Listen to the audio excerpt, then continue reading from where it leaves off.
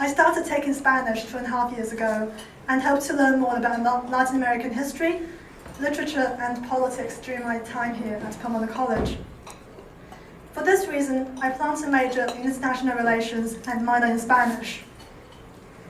Our topic today is Indonesian-Latin American relations, partnership for a better future. Diplomatic relations between Indonesia and Latin America have remained challenging despite attempts by both parties to strengthen and improve their relationship. This talk will present an overview of the situation, examining the different perspectives involved in recent attempts to promote cooperation through diplomatic and business channels.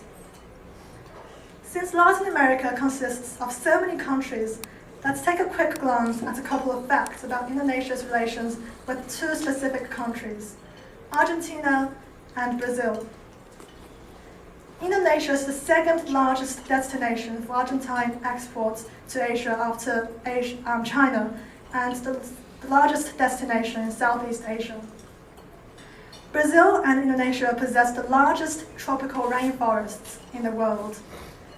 In addition, both countries lead the list of mega-diverse countries, with Indonesia second only to Brazil. The two examples alone demonstrate that although Indonesia is geographically far from Latin America, there are still a lot of commonalities that they share. If you have been a fan of the OLCs like myself, you might have noticed that the MCs tend to have personal connections with the topics that they are responsible for presenting. I, however, have not had the opportunity to visit Latin America or Indonesia. To be quite frank, I virtually have no knowledge of the diplomatic relations between Indonesia and Latin American countries, but I'm so excited that we are fortunate to have Dr. Sulthon with us today. As you may know, Dr. Sabarudin is a visiting Fulbright scholar from our economics department at Pomona College. If you've been to the Indonesian table and also the Spanish table at times, you might have got to know him through a casual lunchtime conversation. He is a member of the Center for Policy Analysis and Development of American and European Regions for the Ministry of Foreign Affairs in the Republic of Indonesia. He has written scholarly articles in national scholarly journals and has won several prestigious awards and scholarships, including those from the Argentine Ministry of Foreign Affairs and the government of Mexico. Dr. Sabarudin received his doctorate degree in economics from the University of Indonesia in 2012. As an Indonesian citizen currently pursuing careers as a diplomat and scholar, Dr. Sabarudin considers his ultimate objective as to enhance awareness and understanding of Indonesian-Latin American relations.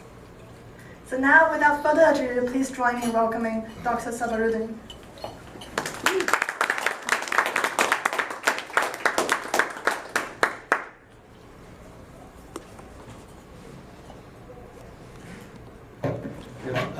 Thank you for your kind introduction, and it is an honor for me to be able to speak at this in this Oldenborg Center. Today, I will share with you about the small, I would say, talk about Indonesia and Latin American relations, partnership for a better future. Please, I would say, my apology if I will speak in English, but with the Indonesian way of English. Okay. First of all, before I start, let me kindly introduce you that what I am wearing is a batik. Batik is actually an official, a formal attire for for Indonesia. So basically, we normally. So this is Susilo Bambang Yudhoyono. He wear the batik with Obama, and you can see as well our current president wear batik for any formal events or any official events in Indonesia. In this small talk, I will discuss about what is the relationship look like Indonesia with the Latin American region since our independence in 1945 until today. So I classified this basically into 5 big sections, and we will go through one by one. So before I start, somebody of you know who is this in the picture, except the Indonesian table. Maybe you can answer it. Somebody can answer who is the picture in this slide. Yeah, it's actually the first Indonesian president, President Sukarno. And the other one with the glass is our former Vice President Muhammad Hatta. During this period, in our first, during the first Indonesian president in 1945 until 1967, Indonesia at that time has a close, I would say even personal relation with several Latin American states. For example, Sukarno had a close friendship with Che Guevara, Fidel Castro, as well Arturo Frondizi from Argentina, and Adolfo Mateus from Mexico. So these are the examples that during this period, Sukarno he made a journey to Latin America in 1959, in 1960, and as well in 1961. So it means that this journey, basically, I would say, is part of the spirit solidarities during the decolonization period, where at that time Indonesia recently became an independent country, and Indonesia went to President Sukarno went to went to African countries and as well to the Latin American states in that period. So as you can see, for example, in Argentina, Sukarno visited Argentina in 1959 and met with the president Argentina called Arturo Frondizi, and he gave during this period he gave so-called kris. A kris is actually can have a look. Is actually a kind of a traditional Indonesian sword from Java. So this kris is given by for our former Indonesian President Sukarno to Arturo Frondizi, and this kris now is being kept in the Museo de Bicentenario in Buenos Aires. And as well, you can have a look that he went to Mexico. He went to he met with he went to Cuba as well. He met with the Fidel Castro. This is maybe you can have a look in the YouTube that he went his visit in Argentina. So you can see that all of these pictures, and as well the other way around, Che Guevara also visited Borobudur in 1959. Borobudur is one of the famous ancient temple in Indonesia, and he visited there as well. And you can see, apart from that, there is also a visible form of friendship where Indonesia contributed schools in Mexico, in Venezuela, and as well in Argentina, and vice versa. During that period, as a reciprocity, those countries also contributed schools in Indonesia. So again, Sukarno did have a close personal relations, but again, this strong political relationship did not translate it into to strengthen the economic relations. So they have a strong political relation, but they don't use this good political relation convert it into to strengthen the economic relations. Next, we move to the second period. After the Sukarno administration ends, now our former second president is President Suharto. So he became the president 30 years. And during this period, the foreign policy changed. During this period, Latin America and as well, I would say, African states did in his foreign policy did not receive a priority. So it became at that time Suharto did not have a personal or close political relations with the Latin American states and as well many of the African states. But his foreign policy is more on towards strengthening relations with the, I would say, northern states, Western Europe, US, Canada, etc. So there is some changes in his foreign policy regime. And during this new, we call it New Order era, during the Sukarno era, we call it as Old Order era. Now Suharto, we call it the regime, it is called as the New Order era. The main focus was actually to strengthen on the economic development and as well, as I mentioned before, strengthening relations with the northern countries. And of course with the neighboring countries, ASEAN and East Asian regions. So that is why in our embassy, that we classify the embassy into three categories: D1, D2, and D3. D1 is the big embassies, Indonesian embassies in Washington, in London, Beijing, Canberra, Australia. D2 will be the mid-level, I would say, maybe Madrid, in Italy, and D3 is the smallest embassies.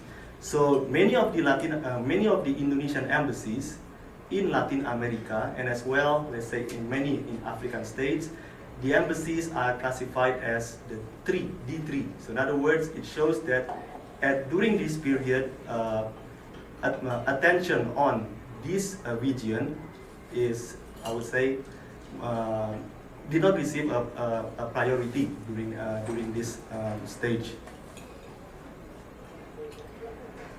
But again, after the Cold War end, then of course international political agenda is no longer become a big issue, and economic diplomacy become an important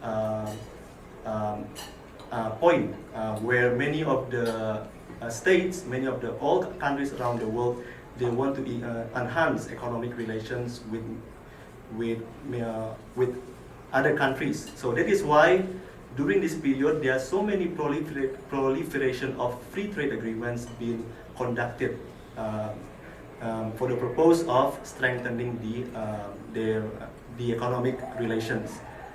But again, during this period in the late 80s, early 90s, there are some effort being made by both sides. For Indonesia, Indonesian foreign policy, there is a slight change, which at the beginning, before the end of the Cold War, which did not have interest at all. Now there is some marginal interest. So there is a slight change.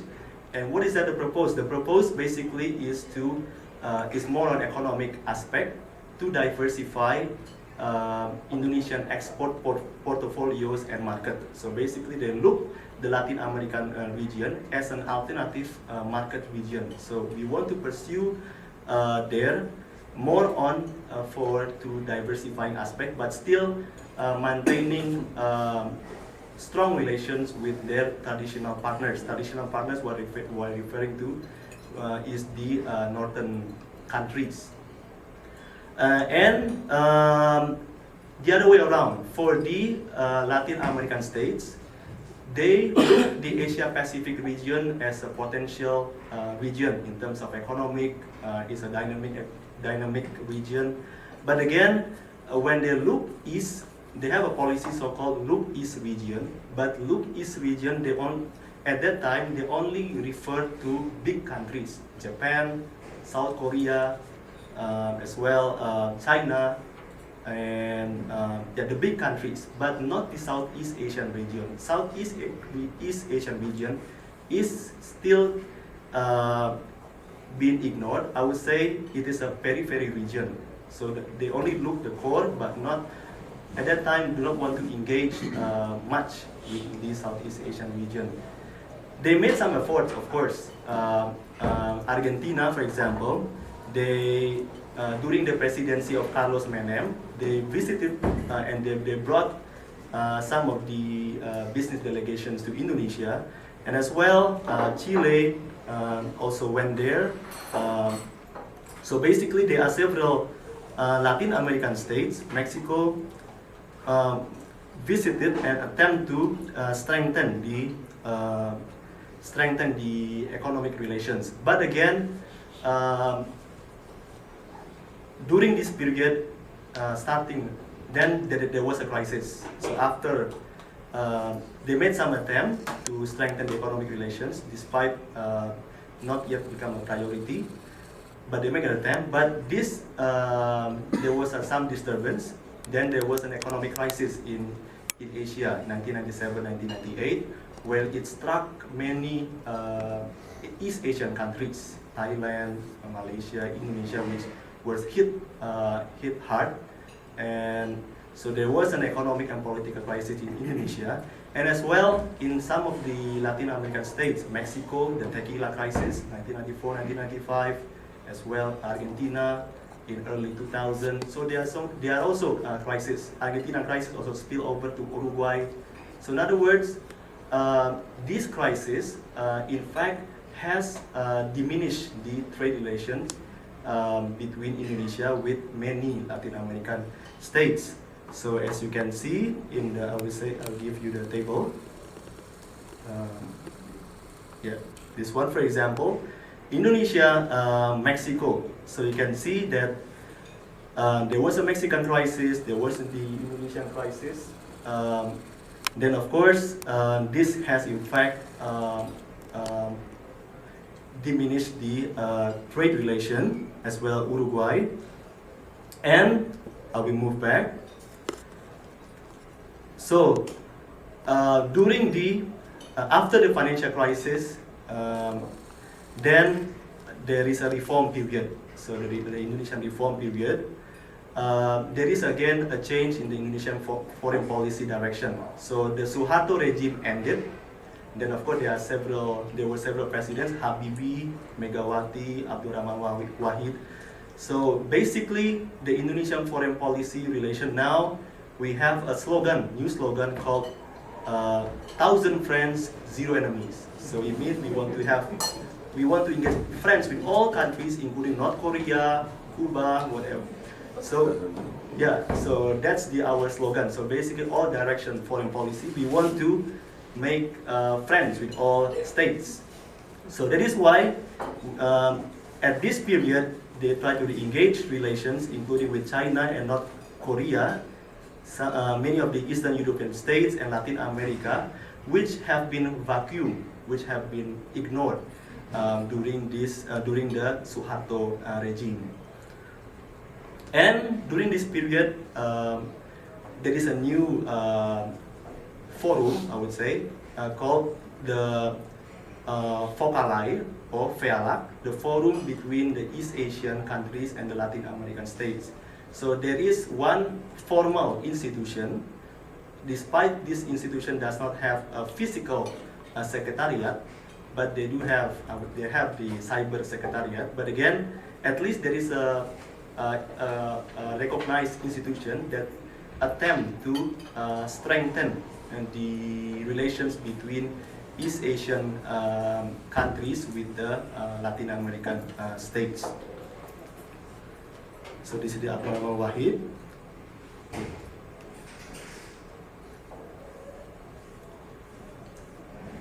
Now, after the reform period, there is an US economic recession, and there is a global financial crisis, particularly in Europe. During this period, in fact, this period, it became a momentum for Indonesia to actually strengthen the economic relations with the southern countries, not only with Latin America, but as well with the African countries.